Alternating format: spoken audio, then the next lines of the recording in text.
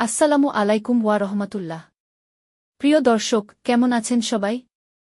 আশা করি আল্লাহর অশেষ রহমতে আপনারা সবাই ভালো আছেন। গর্ভে নতুন প্রাণের সঞ্চার হওয়া প্রতিটি বাবা মায়ের জন্য পৃথিবীর শ্রেষ্ঠ উপহার। আর এই আনন্দ আসার পর আমাদের মনে একটি বড় কৌতূহল কাজ করে। অনাগত সন্তানটি ছেলে হবে নাকি মেয়ে? যদিও আধুনিক চিকিৎসা বিজ্ঞানে আল্ট্রাসনোগ্রাফি ছাড়া এটি নিশ্চিত হওয়া সম্ভব নয়। তবে আমাদের দাদি নানিরা গর্ভবতী মায়ের শারীরিক 10টি বিশেষ লক্ষণ দেখে অনেক আগে থেকেই ধারণা করতে পারতেন।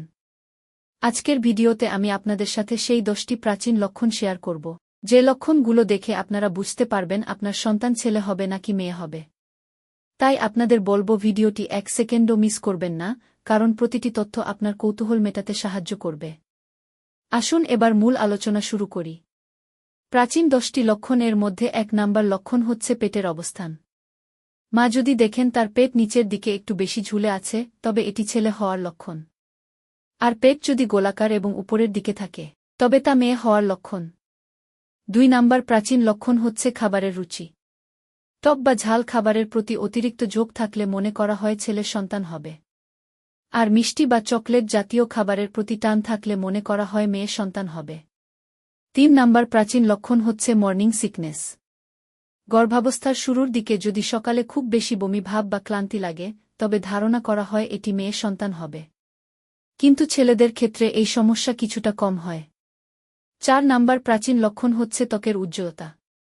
প্রচলিত আছে যে গর্ভে মেয়ে সন্তান থাকলে মায়ের সৌন্দর্য কেড়ে নেয়, অর্থাৎ ত্বক কিছুটা কালচে হয়।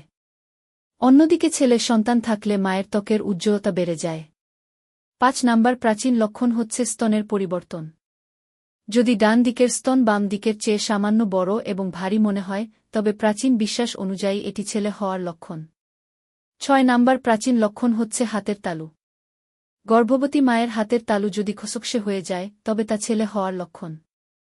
আর হাত যদি নরম ও কোমল থাকে, তবে মেয়ে হতে পারে। 7 নাম্বার প্রাচীন লক্ষণ হচ্ছে পায়ের তাপমাত্রা। গর্ভাবস্থায় যদি আপনার পা সব সময় ঠান্ডা থাকে, তবে বলা হয় আপনার গর্ভে ছেলে সন্তান আছে। 8 নাম্বার প্রাচীন লক্ষণ হচ্ছে চুলের অবস্থা। আপনার চুল যদি আগের চেয়ে ঘন ও উজ্জ্বল দেখায়, তবে তা ছেলে হওয়ার লক্ষণ। আর চুল যদি বেশি পরিমাণে পড়তে শুরু করে, তবে তা মেয়ে হওয়ার লক্ষণ। 9 নাম্বার প্রাচীন লক্ষণ হচ্ছে ঘুমের ধরন।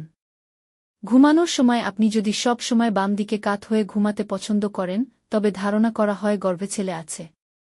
আর ডান দিকে স্বাচ্ছন্দ্যবোধ করলে তা মেয়ে হওয়ার লক্ষণ। 10 নাম্বার প্রাচীন লক্ষণ হচ্ছে প্রস্রাবের রং। প্রাচীন ধারণা অনুযায়ী প্রস্রাবের রং যদি উজ্জ্বল হলুদ হয় তবে ছেলে, আর যদি হালকা সাদাটে বা ঘোলাটে হয়, তবে মেয়ে হওয়ার সম্ভাবনা থাকে। প্রিয় দর্শক, মনে রাখবেন এই লক্ষণগুলো সবই প্রাচীন বিশ্বাস এবং প্রচলিত ধারণা। আল্ট্রাসনোগ্রাফি ছাড়া শতভাগ নিশ্চিত হওয়া সম্ভব নয়। সন্তান ছেলে হোক বা মেয়ে, সে যেন সুস্থ এবং নেককার হয়ে পৃথিবীতে আসে, আল্লাহর কাছে এটাই আমাদের একমাত্র দোয়া। ভিডিওটি আপনার ভালো লাগলে লাইক দিন এবং অন্যদের সচেতন করতে শেয়ার করুন। আর মা ও শিশুর স্বাস্থ্য বিষয়ক আরও তথ্য পেতে আমাদের চ্যানেলটি সাবস্ক্রাইব করে বেল আইকনটি চেপে রাখুন। আজকের মতো এখানেই বিদায় নিচ্ছি। আল্লাহ হাফেজ।